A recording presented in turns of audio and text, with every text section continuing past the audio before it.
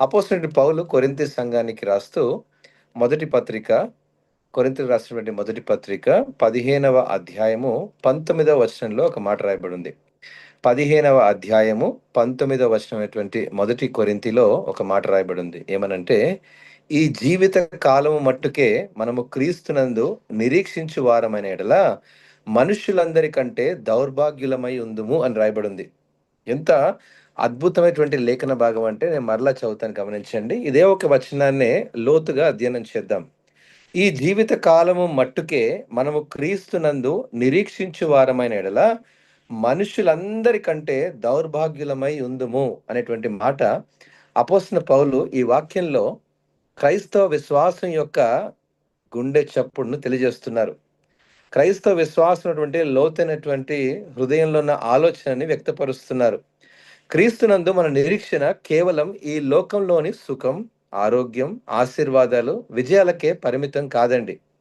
మన విశ్వాసం అసంపూర్ణమైపోతుంది ఆ రీతిగా ఉంటే. లోక సంబంధమైన వాటి మీద దృష్టిని కేంద్రీకరించేటువంటి ఆలోచనల వైపు కాదు మన విశ్వాసం. ఎందుకంటే క్రైస్తవ జీవితం అనేది కేవలం భౌతిక ప్రయోజనాల కోసం మాత్రమే కాదు గాని, అది నిత్య జీవపు దృష్టిని కేంద్రీకరించే వైపు నడిపించేదిగా ఉంది. అపోస్తలుడైన పౌలు ఇక్కడ చెప్తున్నటువంటి విషయం ఏంటంటే, యేసుక్రీస్తు ప్రభువారు పునరుద్ధానం నిజమైతే, యేసుక్రీస్తు ప్రభువారు మూడవ దినమున తిరిగి లేచారన్న విషయం వాస్తవమైతే, అది నీవు నేను విశ్వసించగలిగితే మన నిరీక్షణ కూడా జీవమైందే. ఆయన జీవించేటువంటి దేవుడుగా ఉన్నాడు. జీవము గల దేవుడుగా ఉన్నాడు. సజీవుడుగా ఉన్న దేవుడుగా ఉన్నాడు. మన నిరీక్షణ కూడా సజీవమైందే. లేదంటే అది ఖాళీ అయిపోతుంది. ఒకవేళ ఆయన ఇంకా సమాధిలోనే ఉన్నాడనుకోండి, మనం ప్రొద్దున లేసి మనం సమాధిని ఆరాధించే వారం ఉన్నాం అనుకోండి, నిర్జీవమైనటువంటి విశ్వాసంలో ఉండేటువంటి వాళ్ళం. మన నిరీక్షణ ఖాళీ అయిపోయేది. క్రీస్తు జీవిస్తున్నాడు కాబట్టే మన నిరీక్షణ జీవమై ఉన్నది. కాబట్టి విశ్వాసం అనేది ఈ రోజు సమస్యల నుండి బయటపడడానికి కాదు గాని, రాబోతున్నటువంటి మహిమను ఎదురు చూసేటువంటి నిత్యమైన నిరీక్షణ వైపు నడిపించేదిగా ఉంది. ప్రియదేవుని బిడ్డ, ఈ రోజు మనం నేర్చుకునేటువంటి ప్రతి లేఖన భాగాలన్నీ కూడా క్రైస్తవ విశ్వాసమైనటువంటి పునాదికి, విశ్వాస జీవితంలో అత్యున్నతమైనటువంటి స్థాయికి నడిపించేదిగా ఉంది.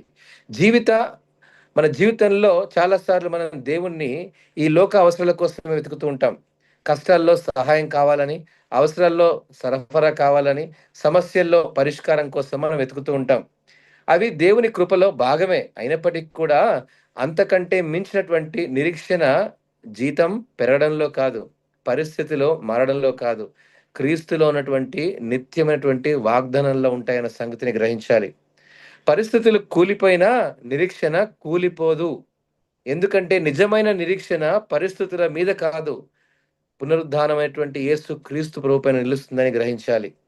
ఈ వాక్యము శ్రమల్లో నడిచేటువంటి విశ్వాసులకు ఒక బలమైనటువంటి ఓదార్పు. ప్రియ స్నేహితులారా, క్రీస్తును అనుసరించడం ఎల్లప్పుడూ సౌకర్యవంతమైనటువంటి మార్గం కాదు. కొన్నిసార్లు అపార్థాలుంటాయి, నష్టాలుంటాయి, త్యాగాలుంటాయి. కానీ ఈ త్యాగం వ్యర్థం కాదు. ఎందుకంటే మన నిరీక్షణ ఈ జీవితం దాటి మహిమలోనికి నడిపించేదిగా ఉంది. రైతు విత్తనాన్ని నేలలో దాచినప్పుడు అది చనిపోయినప్పుడే, కనిపించకుండా ఉన్నప్పుడే పంటగా బయలుదేరుతుంది. అలాగే క్రీస్తులో మన శ్రమ, కన్నీరు, విధేయత ఇవన్నీ కూడా నిత్యత్వంలో ఉన్నటువంటి బహుమానం వైపు నడిపిస్తబడుతున్నాయి. క్షయమైనటువంటి విత్తనాన్ని విత్తి అక్షయమైనటువంటి పంటను మనం కోయాలి. నిరీక్షణ ఉన్నవాడే తాత్కాలిక బాధను శాశ్వతమైనటువంటి దృష్టిలో చూడగలుగుతాడు. ఈ బాధ, ఈ శ్రమ తాత్కాలికము అని గ్రహించగలుగుతాడు. ఈ వాక్యం ద్వారా ఒక హెచ్చరిక కూడా ఉందండి. క్రైస్తవత్వాన్ని కేవలం భౌతిక లాభాలు, మతంగా మార్చేటువంటి సంగతుల వైపు చూడగలిగితే సిలువ యొక్క లోతు అర్థం కాదు. యేసును అనుసరించడం అనేది కేవలం ఒక బాగుపడ్డానికో, మెరుగుపడ్డానికో, లాభం పొందడానికో కాదు. అక్కడ సిద్ధపడడం కూడా నేర్చుకోవాలి. నిత్యత్వంలో ఉన్నటువంటి దృష్టి లేని విశ్వాసం బలహీనమైపోతుంది.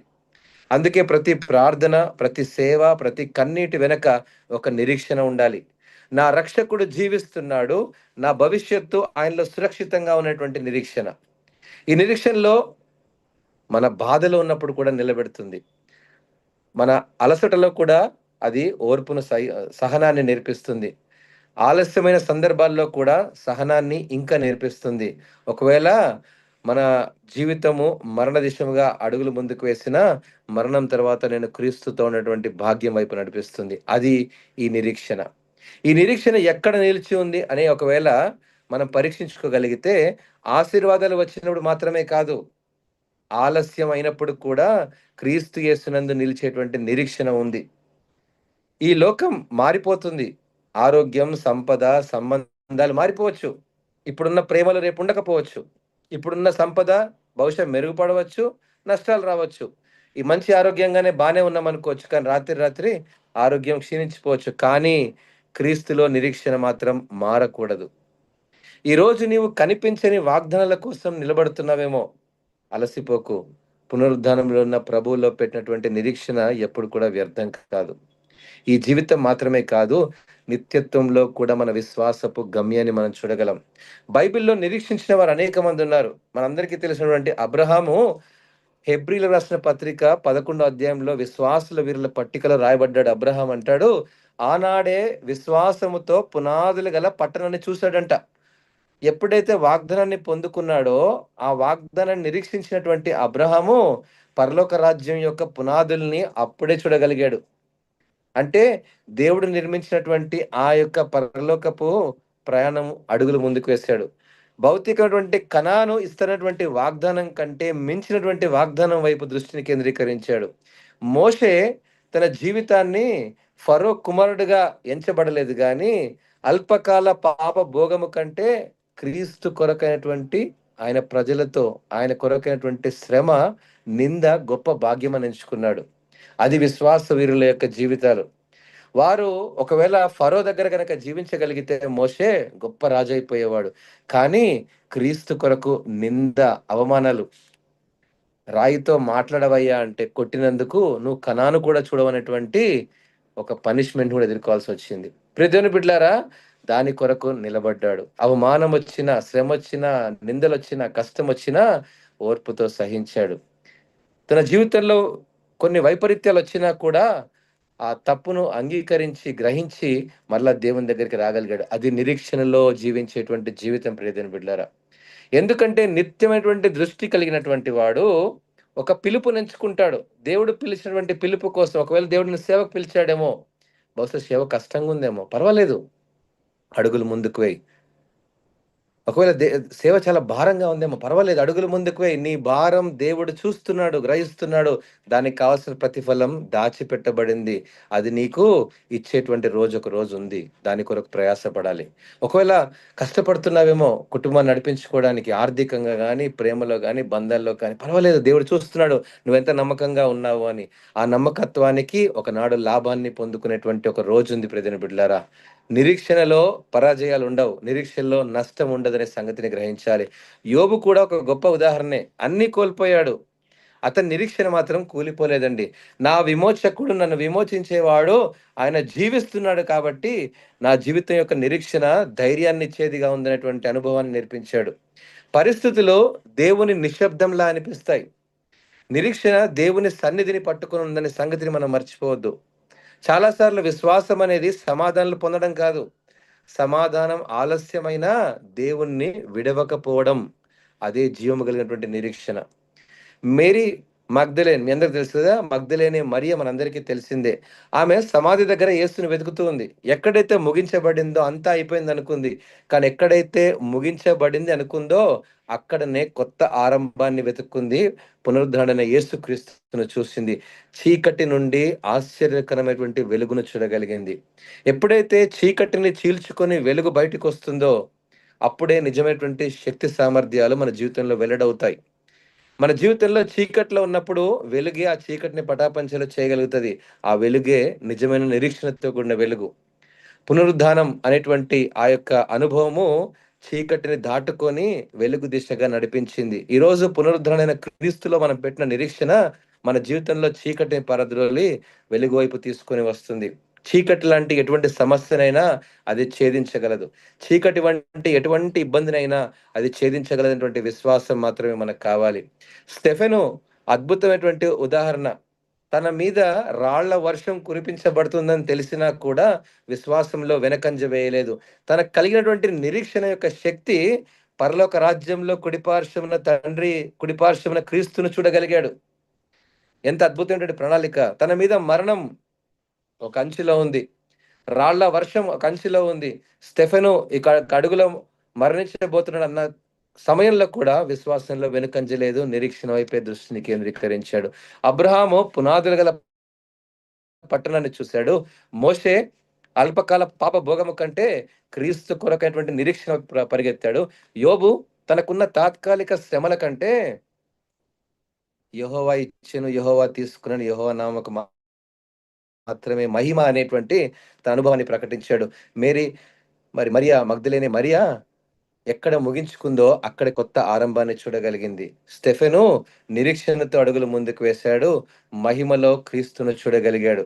దేవుని బిడ్డలారా, ఫలితం ఆలస్యమైంది అని అనుకుంటాం, కానీ నిరీక్షణలో విడిచిపెట్టబడకూడదు.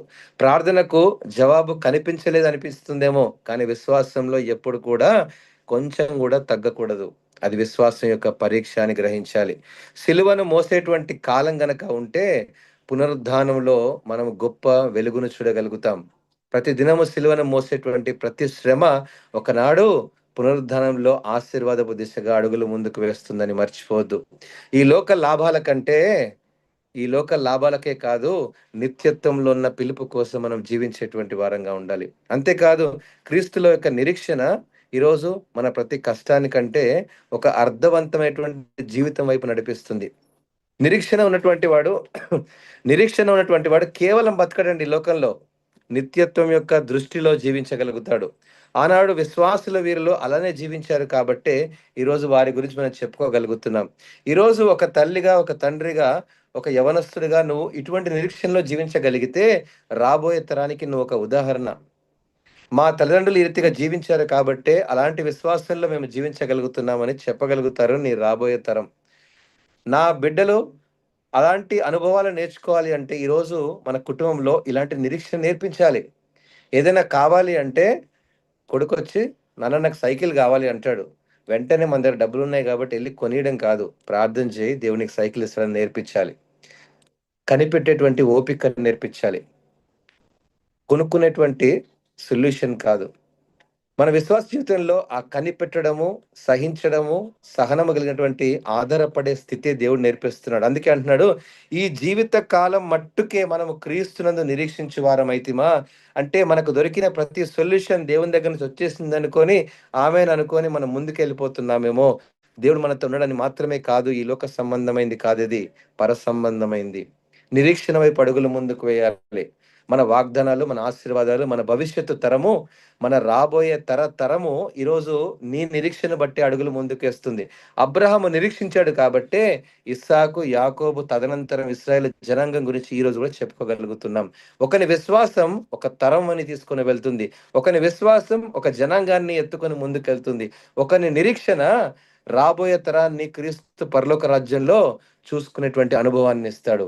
అది మనతోనే ప్రారంభమవుతుంది. ఈరోజు నాతో, నీతో ప్రారంభమవుతుంది. నీవు నిరీక్షిస్తావా? నీవు విశ్వసిస్తావా?